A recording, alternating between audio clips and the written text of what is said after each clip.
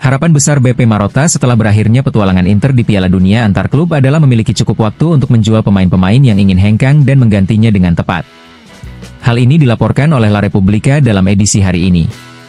Nama Hakan Calhanoglu kembali menjadi sorotan, tetapi bukan hanya dia yang masuk dalam radar potensi keluar dari klub.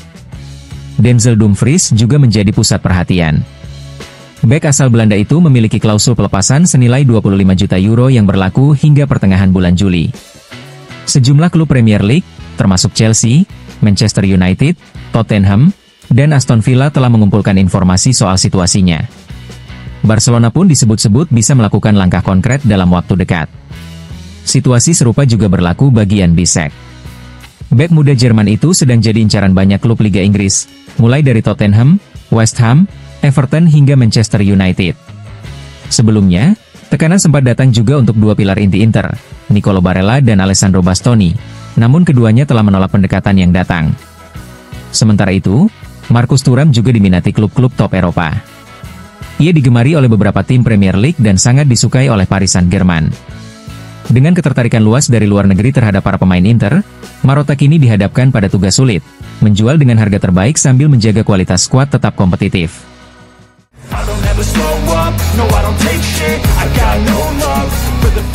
Fiorentina terus menekan untuk mendapatkan Sebastiano Esposito. Seperti dilaporkan Corriere dello Sport hari ini, klub asal Toscana itu sangat serius mengejar penyerang muda milik Inter, yang kini tengah bersiap meninggalkan klub wakil finalis Liga Champions musim lalu. Menurut media asal Roma tersebut, Esposito sudah memberi sinyal terbuka terhadap kemungkinan bergabung dengan La Viola. Direktur olahraga Fiorentina, Daniel Prade dan Roberto Goretti, kini tengah mempertimbangkan struktur dan angka dalam negosiasi. Inter sendiri, melalui manajemen yang dipimpin BP Marotta, memasang harga sebesar 10 hingga 12 juta euro untuk sang pemain yang kontraknya akan habis tahun depan. Namun, sebelum menuntaskan kesepakatan, Fiorentina harus lebih dulu merapikan lini serang mereka. Dengan nama-nama seperti Imbalan Zola, Christian Kouame, dan Lucas Beltran masih dalam daftar skuad, klub harus mencari solusi untuk menghindari kepadatan pemain di sektor depan. Jika jalan keluar bisa ditemukan, maka negosiasi dengan Esposito berpotensi memasuki fase penentuan.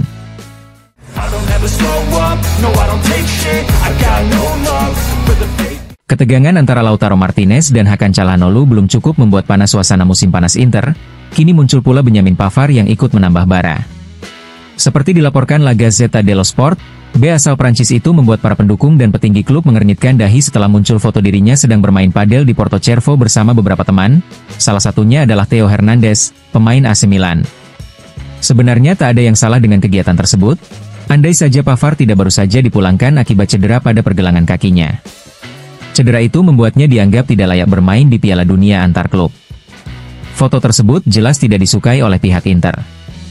Sebuah potret yang tidak disukai Inter, dan untuk itulah hari ini mereka akan berbicara dengan sang pemain guna meluruskan segalanya, demikian ditulis Gazzetta. Dalam suasana ruang ganti yang sudah cukup tegang akibat isu Lautaro Calhanoglu, Inter berusaha sekuat mungkin untuk mencegah munculnya kontroversi baru.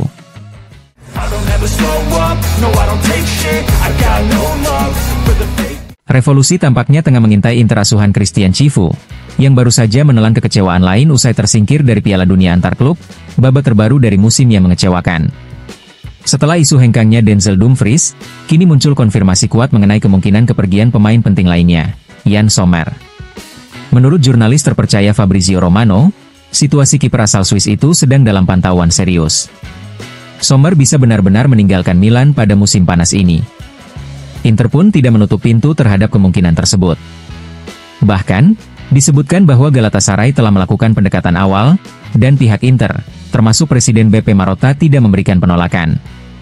Sebaliknya, manajemen Nerazzurri terbuka untuk melepas Sommer jika sang pemain memutuskan ingin mencoba tantangan baru. Kiper berusia 36 tahun ini termasuk dalam daftar target Galatasaray, yang sebelumnya juga menunjukkan minat kuat terhadap Hakan Calhanoglu. Tidak menutup kemungkinan, klub asal Istanbul itu akan mencoba merekrut keduanya dalam satu manuver.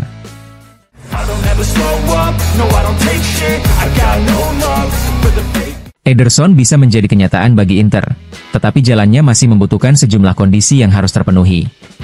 Yang paling utama tentu adalah kejelasan masa depan Hakan Calhanoglu, disusul oleh penjualan pemain lain untuk membuka ruang dalam neraca keuangan. La Gazzetta dello Sport menegaskan, gelandang asal Brasil itu adalah pilihan utama jika Calhanoglu benar-benar hengkang. Maka dari itu, langkah pertama yang harus dilakukan manajemen adalah menyelesaikan telenovela seputar Calhanoglu sebelum dimulainya musim baru, tepatnya sebelum latihan pramusim dimulai. Artinya, Inter memiliki waktu sekitar 2 minggu untuk menentukan, Calhanoglu bertahan atau pergi. Hingga kini belum ada langkah resmi baik dari Galatasaray maupun dari Calhanoglu sendiri. Namun, yang beredar di balik layar belum cukup memuaskan. Tawaran senilai 15 juta euro dianggap terlalu rendah. Inter mematok harga minimal 30 juta euro untuk mempertimbangkan penjualan, terlebih karena dana itu akan digunakan untuk membidik Ederson dari Atalanta. Dana untuk mendatangkan Ederson juga bisa datang dari penjualan Davide Fratesi. Gelandang Italia itu berada dalam situasi tak menentu. Perubahan pelatih dari Inzaghi ke Cifu membuat peluangnya terbuka, apalagi dengan sistem baru yang memungkinkan dua trequartista, peran yang cocok untuk Fratesi. Namun, minat dari luar tetap kuat, terutama dari Atletico Madrid. Inter bersedia mendengarkan tawaran, dengan harga kini berada di bawah 40 juta euro, turun dari nilai 45 juta saat Januari lalu. Selain Calhanoglu dan Fratesi, Inter juga bisa mendapatkan pemasukan dari penjualan pemain muda. Sebastiano Esposito berpotensi menghasilkan sekitar 7 juta euro jika jadi bergabung dengan Fiorentina, sementara Alexander Stankovic dipatok 10 juta euro dan diminati oleh klub Brugge.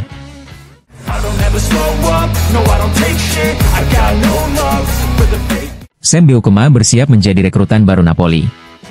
Klub yang dikomando Aurelio De Laurentiis itu tengah merampungkan detail akhir untuk mendatangkan B asal Belanda yang saat ini membela Bologna, nama yang sebelumnya juga sempat dikaitkan dengan Inter dalam beberapa bursa transfer terakhir. Kesepakatan diperkirakan akan tercapai dalam beberapa jam ke depan, dengan negosiasi yang kini berfokus pada penyelesaian perbedaan terkait bonus dan komisi. Nilai total dari transfer ini diperkirakan berada di kisaran 30 juta euro. Beukema pun tinggal selangkah lagi menuju petualangan baru di kota Napoli.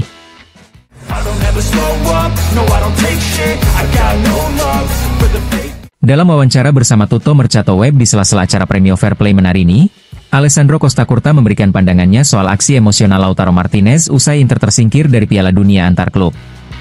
Mantan AC Milan itu diminta menanggapi luapan kekecewaan sang kapten Nerazzurri yang sempat melontarkan teguran terbuka kepada timnya. Apakah saya terkejut? Itu tergantung pada dinamika kelompok kerja di dalam tim, ujar Costacurta. Saya percaya bahwa Lautaro adalah sosok yang cerdas, dan saya pikir dia telah berkembang menjadi kapten yang baik. Memang saya cukup terkejut. Tapi kalau dia memilih untuk menyampaikan teguran secara terbuka, mungkin itu karena menurutnya memang itu yang dibutuhkan oleh grup. Ia pun menegaskan bahwa dirinya tidak bisa memberikan penilaian mutlak karena tidak mengetahui kondisi internal skuad Inter. Saya tidak bisa menghakimi karena saya tidak tahu seperti apa kelompok yang menerima teguran tersebut.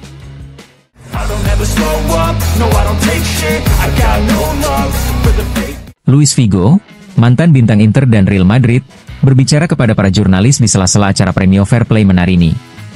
Dalam kesempatan tersebut, ia tidak hanya menyinggung dunia sepak bola, tetapi juga menyampaikan belasungkawa atas meninggalnya Diogo Jota, pemain muda Portugal yang meninggal bersama saudaranya dalam kecelakaan lalu lintas yang tragis.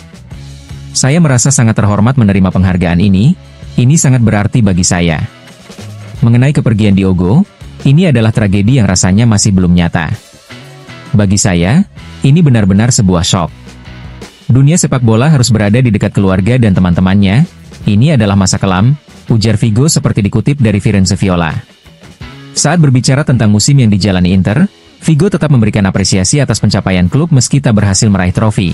Inter memang tidak menang, tetapi mereka berhasil mencapai tahap akhir di semua kompetisi. Tidak bisa dikatakan memuaskan, tetapi mereka layak mendapatkan pujian karena bisa sampai sejauh itu. Ia juga memberikan dukungan untuk Christian Cifu, pelatih baru Inter. Sekarang ada Cifu, saya mengenalnya dengan baik dan saya mendoakan yang terbaik untuknya.